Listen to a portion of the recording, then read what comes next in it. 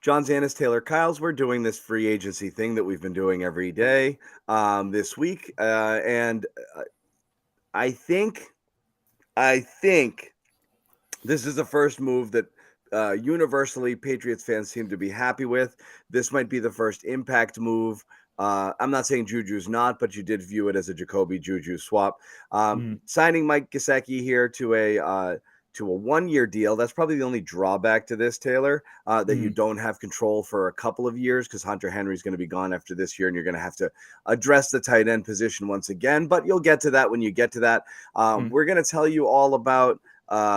We'll get a little scouting report here from Taylor on Gesicki, what he brings, what he does, and we'll talk about some other things. A surprise cut today by the Patriots. Does that perhaps tip you off to what their draft strategy might be heading into the NFL draft? We'll see. We'll talk about that. We want to take some of your questions as well, and just hear from you and what you kind of think about the Patriots offseason to date and what else they need to do. We will tell you again before we get started. The show, as always, is brought to you by our exclusive wagering partner over here at CLNS Media Network, and that is FanDuel. Go to FanDuel.com/Boston. Get $200 in bonus bets when you place your first $5 bet. Sign up FanDuel.com/Boston. All right, let's get to Gesicki.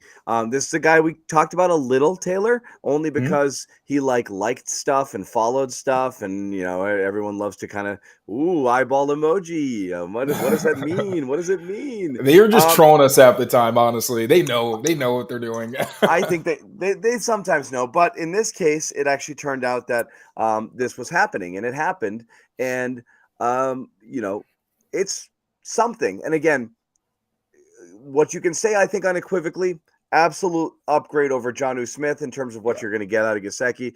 Tell me why you like this, or tell me why you don't like it, or why you're skeptical. So one, I think we mentioned this on the show before with Juju. You got somebody in the building who already has a history of production and who's been very good. So that's one reassuring thing because like we've also said with Jonnu, he was a bit more of a projection. You knew you were probably going to have to get scheme touches and things like that. But obviously the contract he received, they were hoping to see some type of jump from him that never happened. Now, Gesicki is a very different type of player, but he gives you someone who's been productive anytime he's been used to his strengths.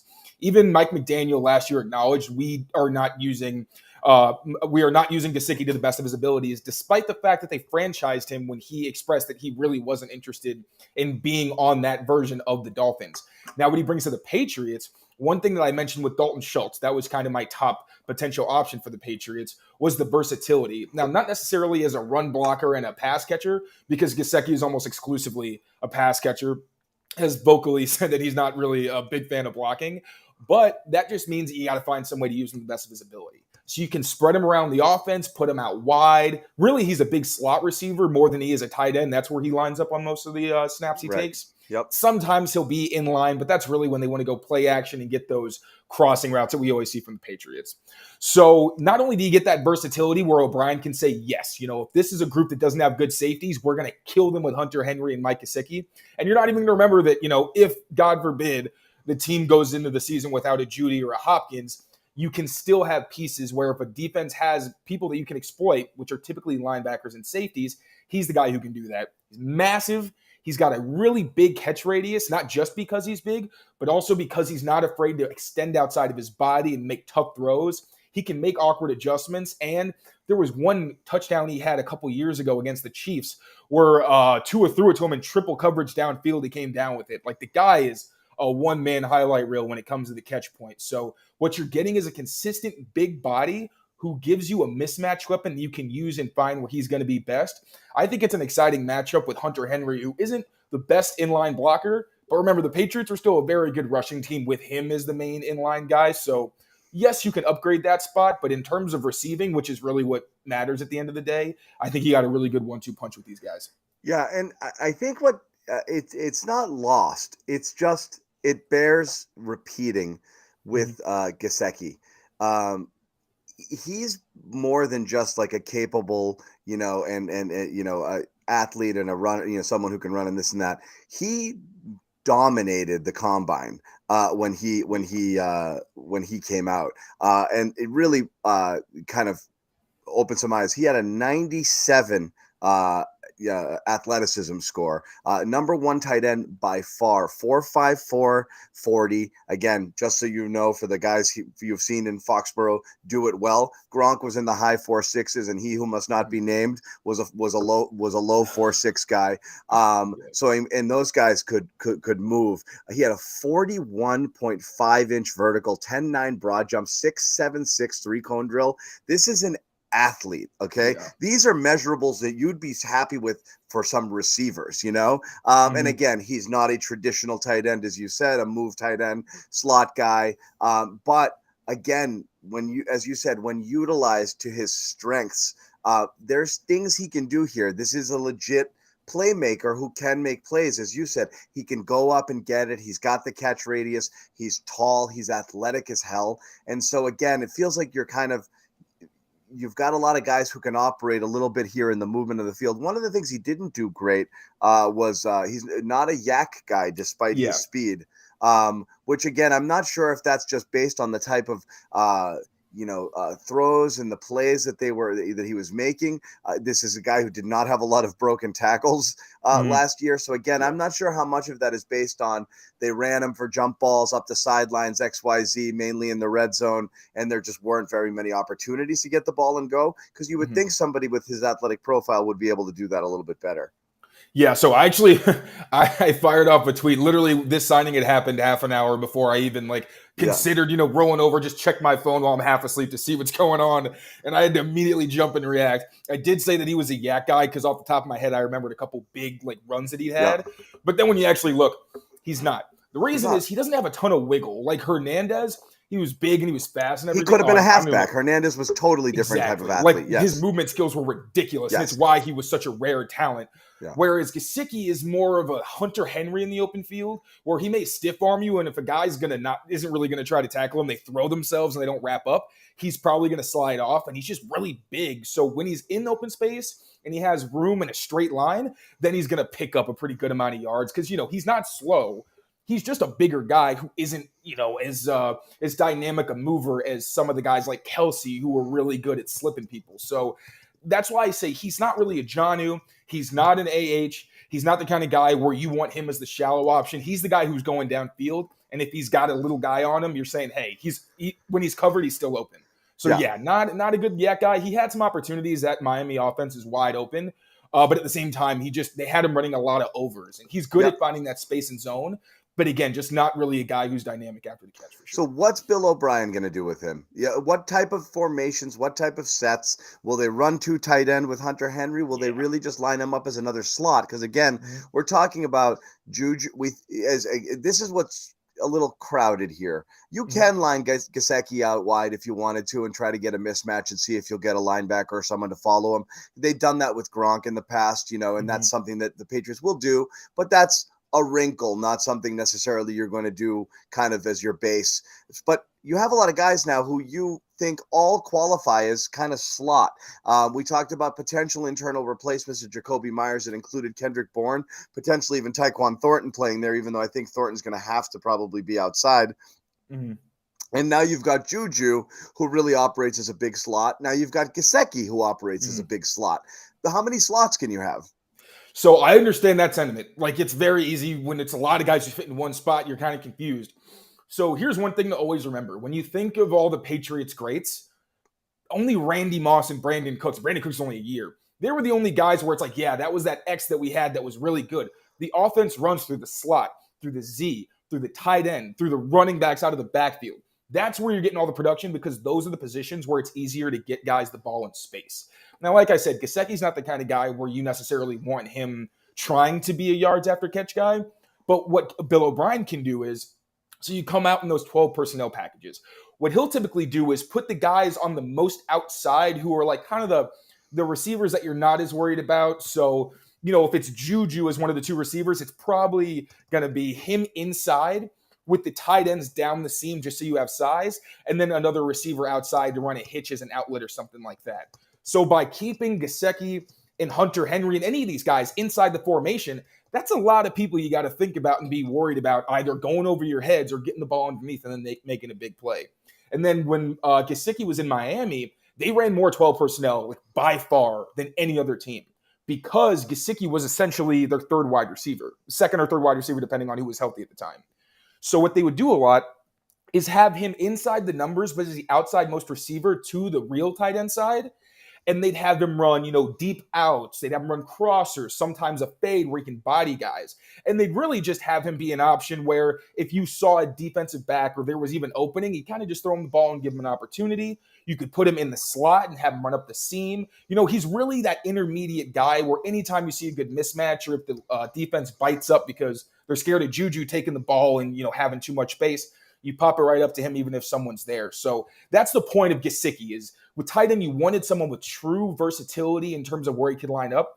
Hunter Henry's got a bit of that, but even when he's split out, he's not really there to be the main person getting the targets. Whereas if Gesicki's the split out guy, you're like, okay, there's a decent chance this guy's going to get a target just because he's got such insane ball skills. And Henry's good, but Gesicki is just at a completely different level. Yeah, it's a different type of player. And again, I think the first significant offensive upgrade I think you can put here. And I know you might argue Juju's a big upgrade over Jacoby Myers, but I think, it can be viewed as somewhat of a lateral move with two guys with varying skill sets. But in terms of overall production, I don't think Juju's going to blow our doors off and do anything well beyond what Jacoby was doing in terms of production, just different types of the role. That slot role is where Juju is a significant upgrade. Yes, in the role, it's a slight difference. But you are now at this point, again, no one knows who's done and everyone gets,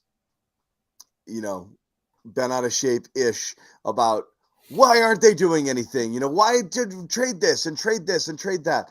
And you understand the patient approach here, but let's just say, and again, we're gonna push off the idea of Zay Flowers for now, just for now, because I know that's always going to come up. Yeah, I'm beating that one to death. It's fine. Yeah. And do Patriots still need to add here? Need is a strong word because I'm confident that they could walk into the season and have at least a top 12 offense just because Bill O'Brien is so good and he's got good players. But of course, when you have that alpha who teams are saying, like, it's not ifs, ands, or buts, like we cannot cover this guy with our number 2, we have to double him, where it's really someone that scares you going into the game plans. Now, Hunter Henry and Mike Gesicki, they're the kind of guys that could scare defenses just because of the alignments they play, where you're not going to put a corner on them, and there just aren't many cover linebackers or safeties in the league. So that's where I think you kind of get some of that. But you would also like a receiver who, hey, if you're getting covered by Tre'Davious White, you're still going to be competitive. And, instead of it being, you get 4 targets and you only catch 1 because you can't get away from White or he's breaking everything up, you get someone who's maybe catching 2 of those 4, 3 of those 4, and it's actually competitive. So do they need to add? I don't think they need to, but would it help significantly if they did? Absolutely. But that's pretty much what you could say for any team that gets DeAndre Hopkins or Jerry Jeudy. They're going to help you significantly and kind of supercharge your offense. Here's my 2 cents. Yes, I'm with you exactly there. That's exactly where I'm at.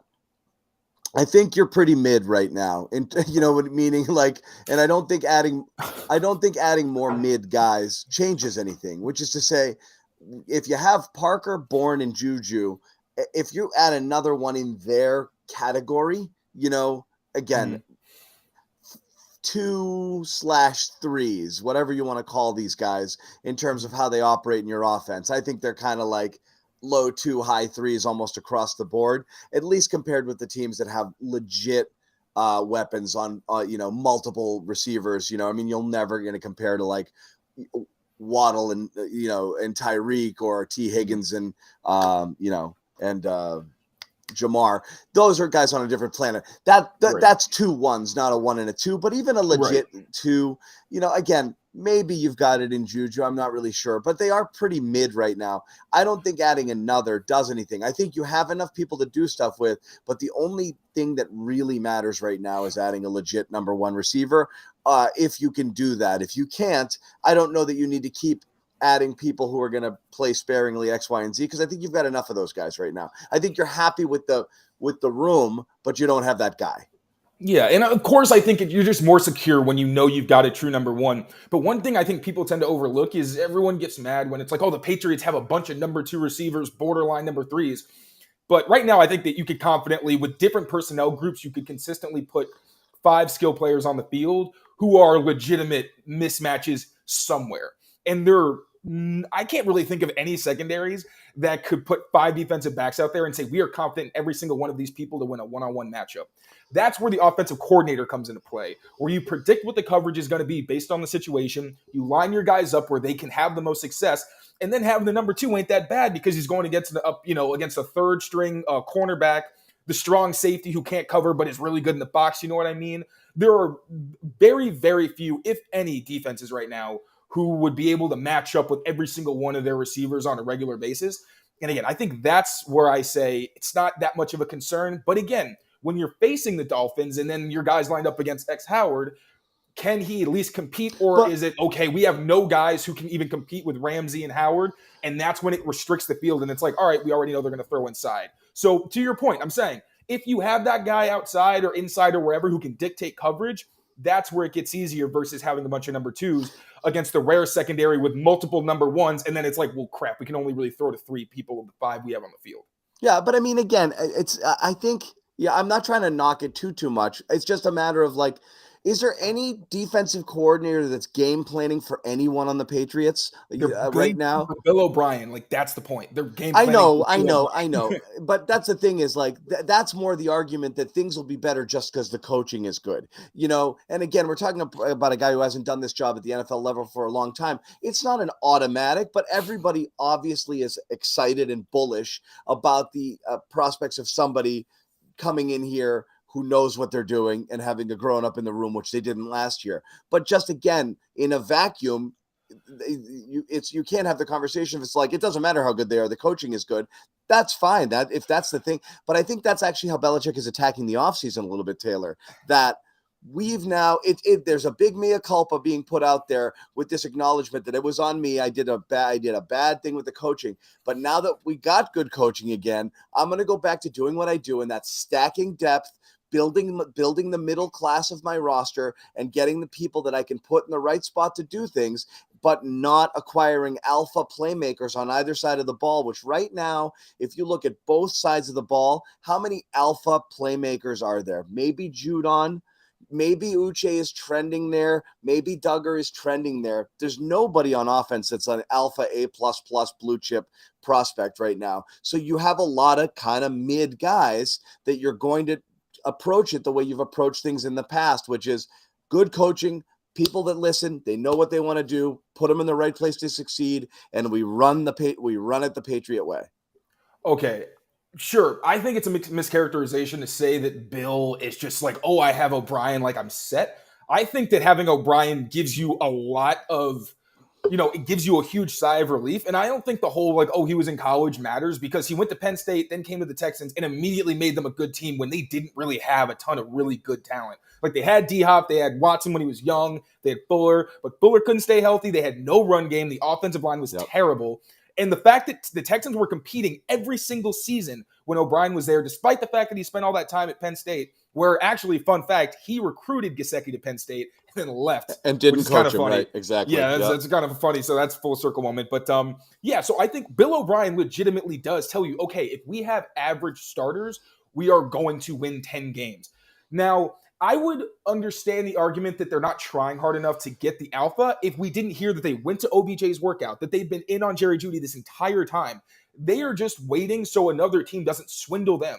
Just like every single person they've signed this offseason has been a below market which is why who's a star player. You're right. Which is why, again, you feel differently today than you felt yesterday, and you have to see the whole process play out. Right now, you can only deal with the information you have, which is, right now, the overall approach looks to be to acquire those types of players, not to go in, not to make that splash. 2 years ago, they felt they needed to make a splash. They just splashed at the wrong people.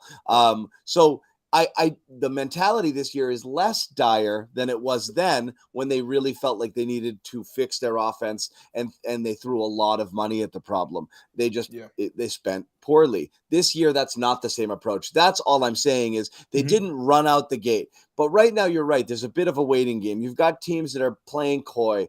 Do I want to trade him? Oh, I don't know. Maybe. It's got to be a first. You know what? Like, leak this out here. I'm not interested in trading them at all anymore. So, again, there's games going on. The Jeudy stuff is getting ridiculous. Now Denver's thinking of keeping them. Like, no, you're not. Like, if you were going to trade them, you're going to trade them. But they're waiting it out. Patriots are waiting it out, such and such. But you're also getting teams that are going to have to cut guys who they can't afford to, and more guys might fall through the cracks to you. So, again, more things open up. Very long process. And then especially it's a long process, but I'm Mm-hmm. only gauging it by now. If you wanted something bad enough, we've seen in the past that they're not afraid to go out and get it, even if they overspend. They didn't do that this year. That is, to me, because of the market. Right, but that to me is what. But again, they didn't go out and get A++ guys. It's not like Nelson Aguilar was setting the world on fire and would have had. They paid 20% more, 30% more than anybody else would have paid. They just wanted it done. This is, and I think that was one of those approach. Sorry. And I think that was one of those situations where, like we said, they expected the tight ends. Like when you look at the contracts, Johnny and Henry were the ones who got $14 million on the cap, and then the other guys were making like 11. So it was, Aguilar was making 11. I think Bourne was making like 6 or 7. So it was pretty clear where they were going. They were saying, we're going to run this offense through our tight ends, and then the receivers don't have to be great. They also still had Jacoby, who was their true number one. So I'm sure they felt better if it's like, okay, that's our big three. So yeah, I understand the approach is different. But also, when you look around the playoff landscape, it's now you don't necessarily need a top quarterback, but you do need a top receiver to compete in the playoffs. But when you look at how teams are acquiring these players, it's either through the draft. When you look at Garrett Wilson, T. Higgins, Jamar Chase, Justin Jefferson, like those guys were drafted and developed by those teams because they scout receivers well and they did what they were supposed to do on that end. Now, how else can you get them? You can be the Dolphins and pay a ton of money for someone like Tyreek Hill, or like the Bills where they gave up a ton for Diggs and then paid him. But those are also receivers who have, when you acquire a player, you hope they at least have 3 to 4 years. Yeah. That's the point. Like, that's why when it comes to like DeAndre Hopkins, where you're going to pay him, it's okay. But do we really think he's going to be DeAndre Hopkins for 3 more years? It's just not that likely. So then it's okay. Jerry Jeudy is the most likely option. Even Jerry Judy's asking prices are going down. He was originally supposed to be had for a 1+. Now people are talking about a 2 and a player. So this is where the waiting game comes into play, where like there's no incentive for the Broncos or the Patriots to make this trade before the draft. Neither of them are cash strapped. They don't really need to. So it might take even longer. The Patriots could say, hey, unless there's one team, like just call us if one team has an offer that you're saying, yes, we will do this if you're not willing to match. When it comes to that, if you see that Jerry Jeudy got traded for a 2nd or a 3rd and like a crap player, then you start getting mad at Bill and you're like, all right, dude, you weren't being nearly aggressive enough, and I will be fully on board. Because even Matt Gross said they need to be aggressive in the pursuit of receivers. But to that same point, they try. They're just, the jury is out on Tyquan Thornton. His ceiling looks like it could still be pretty high. He had moments, like we said, it was inconsistent, but he's getting bigger. He's doing the right things so far. See how it translates to the field. But they're making the attempts. N'Keal Harry was drafted in the 1st round a while ago. Again, terrible. Did not work out. They need to improve some attempts, but that's recent. Yes. Right, but that's really what I'm saying. Like, there's not a lot of players they can acquire. T. Higgins. We were talking about T. Higgins forever.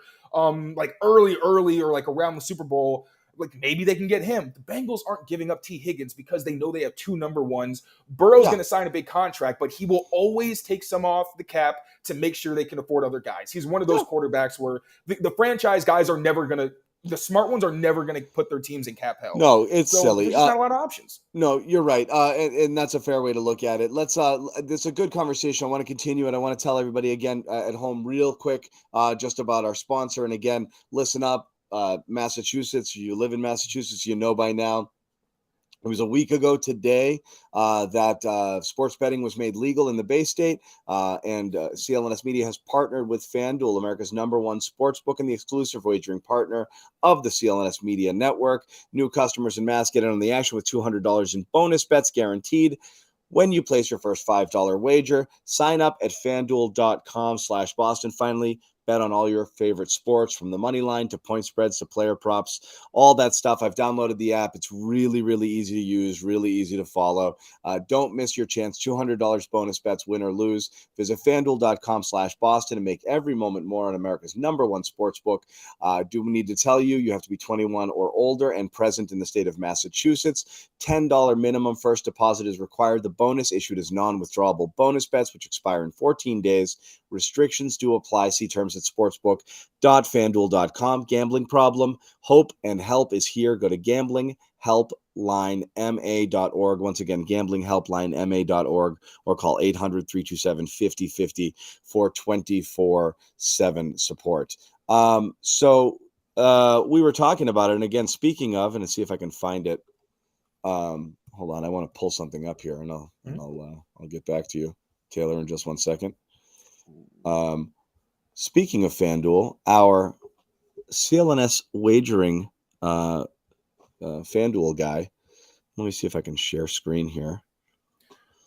Patriots tried out CJ Moore, a potential personal protector, which means Cody Davis probably retiring. Yep. Yeah. Let me put this up here, see if I can find it. Look at that. You see this? Oh, that's pretty. See what Mike Cadlick did? That's pretty. Oh, look at that. Put his money where his mouth is. Indeed. My guy. Okay. That's what he did. He put a bet down, put a wager down. That's how it's done. That's how it's done. On the Patriots to go corner, which is interesting, and that's where we'll kind of segue here.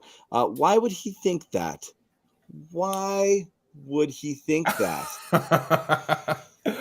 Honestly, I think it made a lot of sense. Well, like because the Patriots cut Jalen Mills today, which was a surprise. I played that terribly. It's fine. We're building. It's week one. No, it's just anytime I get a chance to do my wind horse, I can't not do. Why would Cadlick do that? So again, as you saw, that's kind of the thing here. Jalen Mills gone, which is interesting because, like, we've been trying to figure it out, right? That they drafted, they got a bunch of O tackles, right? Depth guys. And it's like, okay, you think they're going to just try to swing it with what they've got, just piece it together? I don't know. I wonder. Or does that mean they've got their depth and they're going to swing big? Then they get Juju, rumored to be in on Jeudy or Hopkins or whatever also. And like, okay, maybe they'll just trade or sign receivers and then won't draft that. And then you see the cornerback situation. You're like, well, they spent a couple of draft picks last year and they were okay. So maybe they don't need corner. But now you go right out and you cut the guy who started your season as the number 1 corner on your roster, who was only $6 million on the books this year. What am I missing? What happened here? What changed in terms of how they view Jalen Mills? What's the deal? What's the deal here? I'm sure they still like the person and the player. Because he was a really solid cornerback too. He really only had one bad game as a Patriot, and it was the one when they played the Cowboys, where he kind of got burned by CeeDee Lamb. Not all of it was his fault. Some of them I think were just bad play calls. But he was a solid player. Now, the issue with Mills, he didn't finish either of the last 2 seasons. Now, it popped up 2 years ago in the wildcard game against the Bills because they just got smoked. You had to have Juwan Williams out there, who didn't play as terribly as I think you'd expect Juwan Williams to play against the Bills, but just it wasn't the same.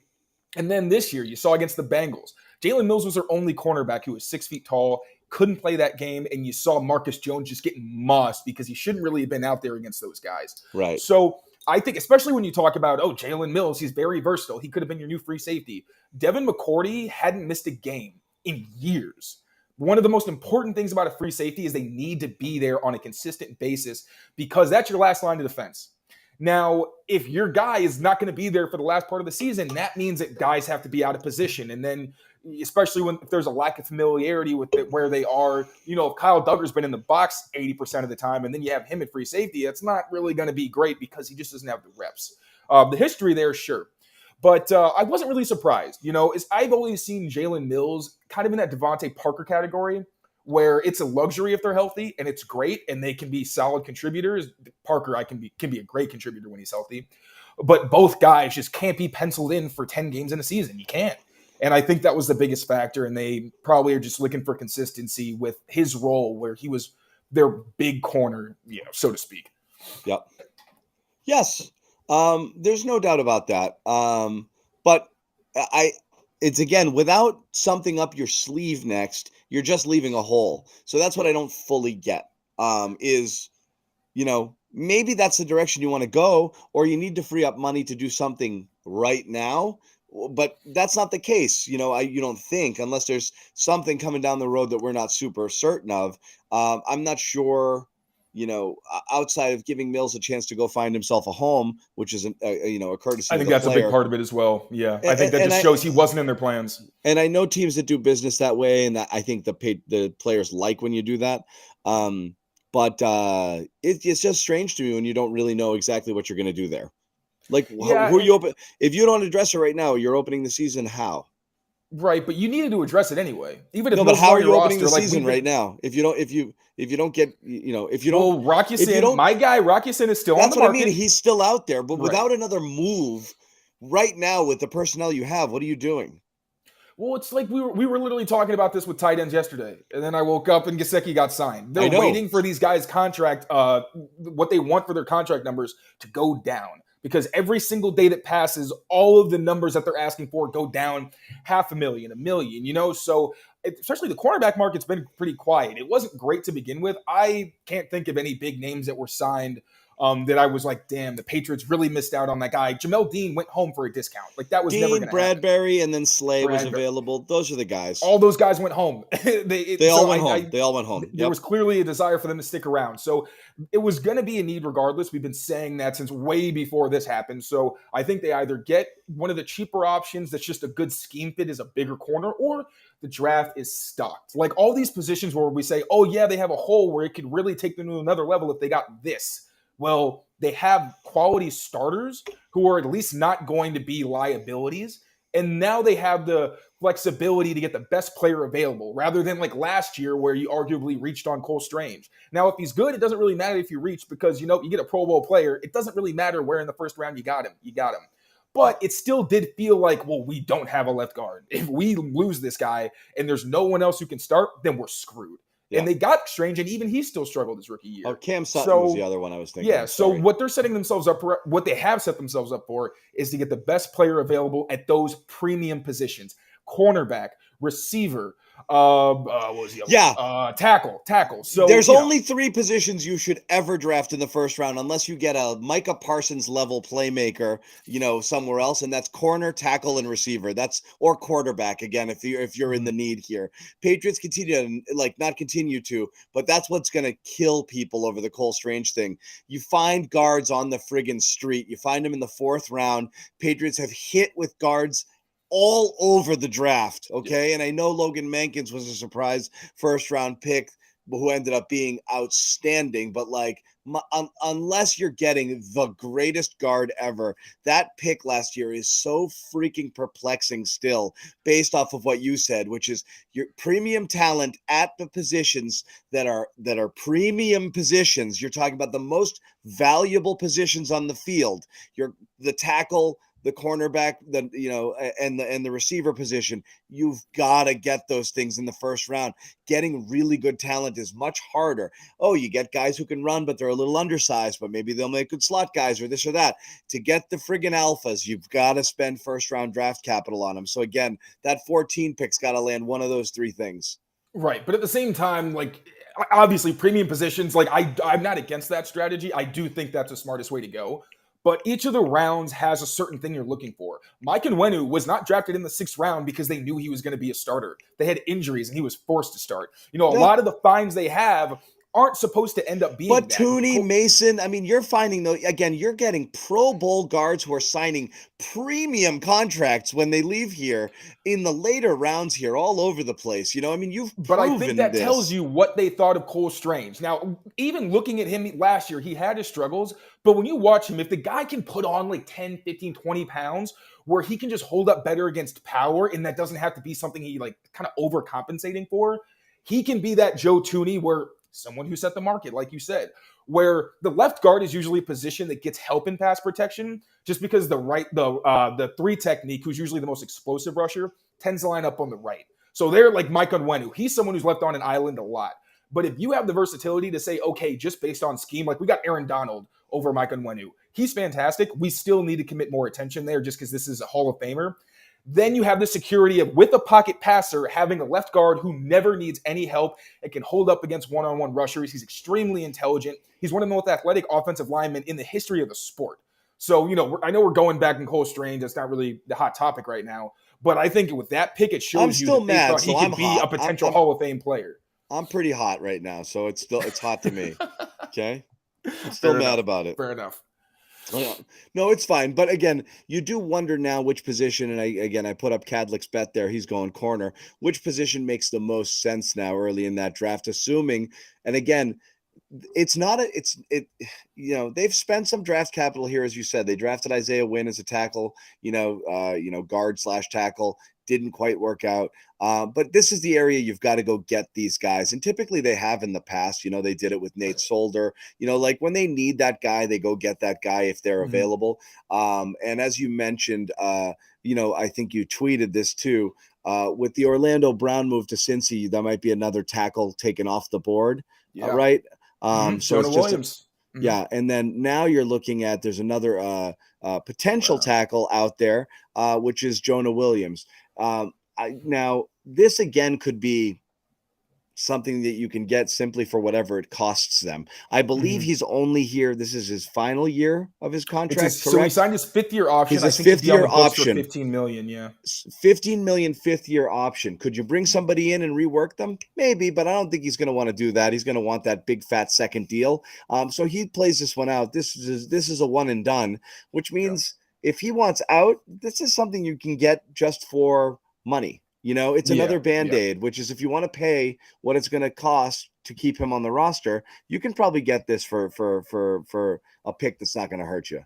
Yeah, especially because the Bengals have no leverage. Like all their businesses out there, they can't demand the 3rd-round pick. He's $15 million. You got to, like you said, there's no reason that he's going to be had for anything that's really that egregious. I talked to my buddy Mike. He's very smart. He's great with the Bills. I'll look up his handle so you guys can follow it. But he was saying that a lot of Jonah Williams' sack numbers from last year are misleading because he apparently just had a terrible game against Micah Parsons, which isn't like the worst indication. If he's not getting help and he's getting beat that bad, then it's partially on scheme. There was one other player he faced where a lot of the sack numbers came early, and he was good after that.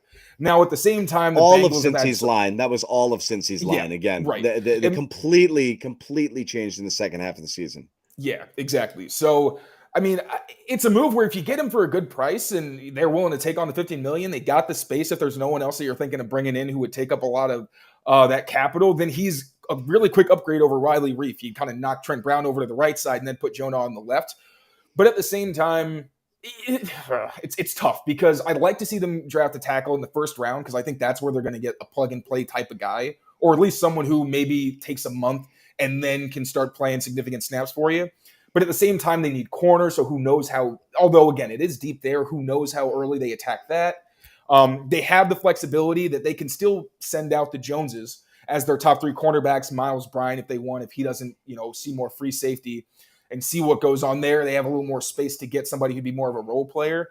But, yeah, I don't think Jonah Williams would move the needle huge for me, but it's a nice option to have where you have 2, mildly above average to like above average guys at tackle rather than one above average guy in Trent Brown and then someone who's going to be solid but not anything special in Riley Reif just because of how old he is. Is anything currently on the roster or Jonah sorry, 1 second. Just trying to find something here.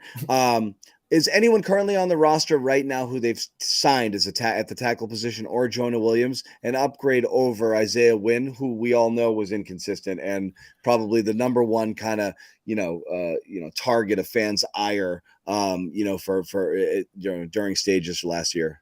Yeah. One, people lay off Isaiah Wynn. It's so it's so annoying seeing Jonah people Williams, by the actually way, be. 61st ranked tackle in PFF grade last year. Do And not again, trust PFF I grades and for offensive linemen. Do and not. again, I know I that watched the. I know I can literally see which plays they grade poorly or not. I can see them. That is not a. I have a lot of respect for PFF. What they do is not easy, but yeah, no, yeah, that is not a good indication of how good someone is. yeah. But back to lay off Isaiah Wynn. He's a person. If you want to hate him on your own time, do that. But like, don't at him. That's so weird. I'm just gonna get that out of the way. But yeah, no, he wasn't good last season, and Can there's you no way tell them? around Can that. you tell them to do the same with me? Yeah, lay off my boss, guys. I mean, like not quite as much, maybe like just a little less. We Tell don't the have to guard, stop tell the cold people turkey. on the Garden Report to do it to lay off me. I'm a human. When you cut me, do I not bleed? No, I hear you. The win hate got ridiculous. It's Yeah. just a bummer because you draft a guy, you think you've got it locked down, and you don't, and you didn't, and now you've got to address it again, and you might have anyway because you might have just lost him based on not being able to afford a massive, I mean, if he was an all pro level tackle, he might have left you anyway. But it's it really messed up huge chunks of the season last year. Not feeling good about your protection. And the funny thing is, he actually was fantastic at guard. It was one of the best games he's ever had as a Patriot against the Colts. He got beat twice, but it was on a run against Grover Stewart, who is phenomenal as a run stopper, and then against DeForest Buckner, who is an absolute freak and one of the most insane athletes in football. But again, they switched him to the right side, which was not a good fit for him as someone who's already undersized and struggles against power. And the right side's where you get a lot of the power rushers because that's where most runs go. So they have to be sturdier guys. But then, I mean, beyond the fit and the fact that he did struggle, the team didn't help him at times. Like against the Packers, I thought he should have gotten more help than he did. Then they benched him, put in Marcus Cannon, and gave him help on every single drop back, I thought that was pretty odd. But at the same time, Wynn had a bunch of mental mistakes where as much as you can say, yeah, the coaches didn't put him in great position, you have to execute. You have to be smart. You can't put the team behind the chains. And he did that consistently. And he's not Trent Brown, where you can have a bad year and people will say, all right, we're going to give you another shot. Like Isaiah Wynn has been inconsistent for a while, whether it's his availability, his level of play, his mental, I don't want to say mental toughness, because I do think he's a mentally tough player, but in terms of just not making the mistakes, like the false starts and everything just got brutal. But yeah, I mean, I think everyone's an upgrade over Wynn just because I think you're going to get more consistency than you got from him. Although, I mean, the talent that he has isn't close to anybody they have on the roster outside of Trent Brown. Yeah. So that's where you're stuck here with, the positions here. You've got some depth here at tackle, and again, if this is the best player you're going to potentially acquire by going out and making a trade here, you're saying you don't think that this is a massive upgrade over what they currently have, and it's probably not worth it. Yeah. Agreed. Yeah. Okay. So that's it. So we're passing here. We're kind of back into, still again here as a story that still exists. I think this might be, and again, between this and Hopkins, this might be the last thing on the table, right? Like this might be the last thing worth doing in a splashy sort of thing until you get to the draft at this point, right? Yeah, I don't think. Yeah. Especially, I hadn't seen Jerry Jeudy tape like extensively in a while. Man, the more I watched it, You liked it? especially the first round pick, it was just still too rich for my blood because you could still get a difference making receiver with 14 and you don't have to pay him as much. But for second round pick, yeah, man, he's good. And it's not just that he's not just fast. He's not just an inside guy. I've seen people say that he and Juju overlap, which I don't think is true. I think they're very different players. I think Jeudy is someone who you think, oh, he can't play outside because he's a bit of a more of a thin receiver, but he plays with that alpha mentality where he'll go up and get the ball right over your head.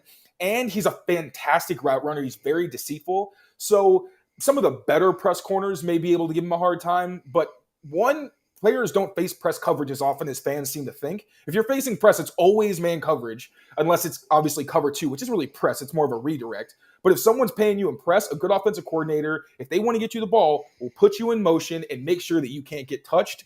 And Jerry Judy's the kind of guy where if you give him the Edelman, motion him behind Hunter Henry and get a pick where he's wide open, that dude is going to house it a lot of the time. So if he can be had for, like I said, second in a player, it's not even close. Like he is your new alpha, and I think that O'Brien would have a lot of fun with him. Yeah. So we have that as probably the last thing. And again, the Gesicki trade today, I think definitely made people feel a little bit, a little bit fuzzy that the Pats are doing something, kind of moving the needle in the other direction. Another move here, um, linebacker Chris Board. I don't know if you Mhm. have more than what do you have to say? You've always got stuff No, to say. I like Board. So I Belichick am actually bored. last season. Okay. Board. Okay, well here, okay. No, I'm Belichick just called him kidding. the Go best ahead. Go special ahead. teamer they played all last season.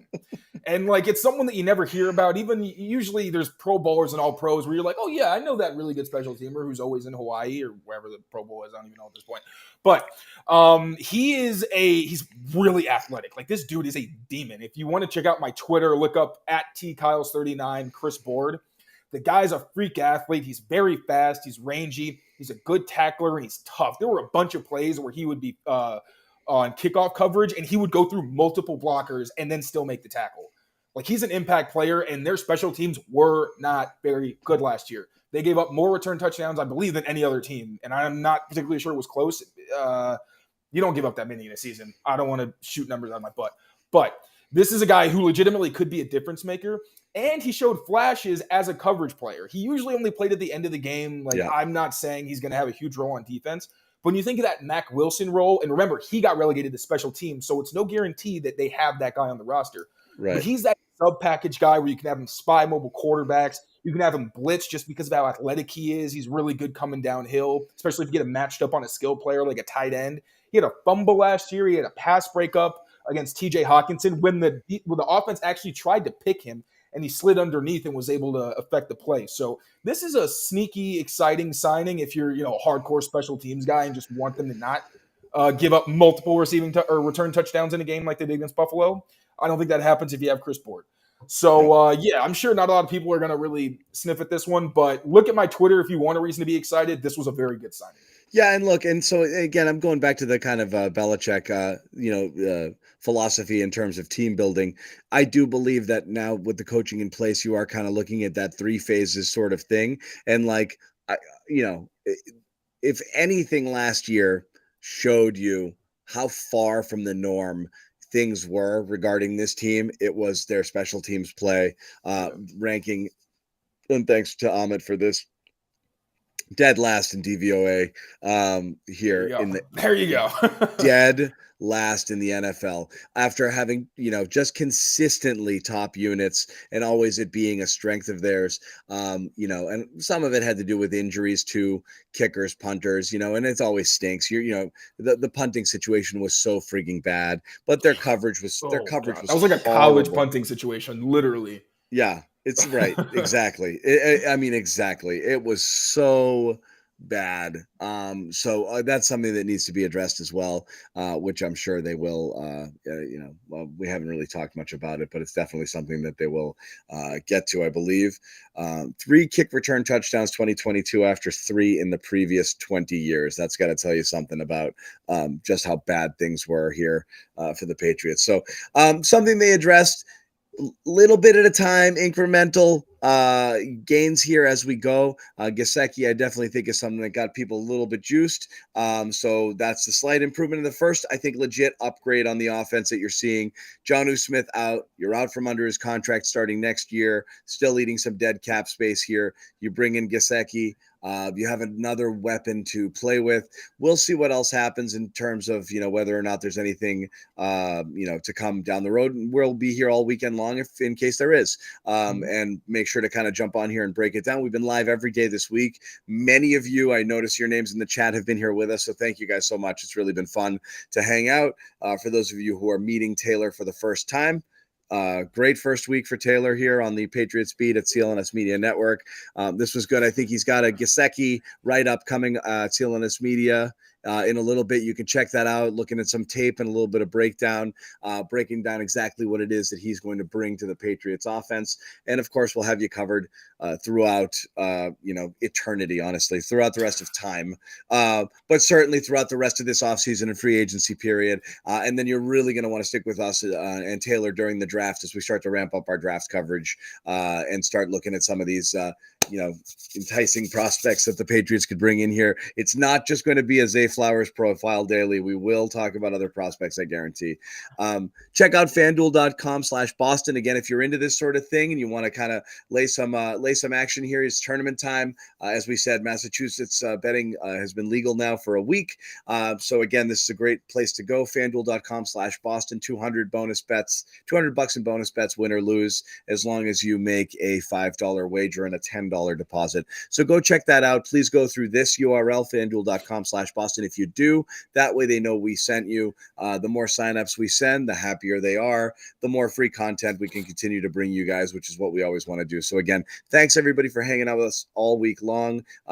We will jump on here immediately. I promise. If there is breaking news. So kind of, keep it here. Hit that little kind of bell for your notifications. You may miss the breaking news, but let that bell notify you. We will go live if something happens. We've got a wide open slate the rest of the night here. So we'll jump back in here. But until then, we will see you guys next time. Take care.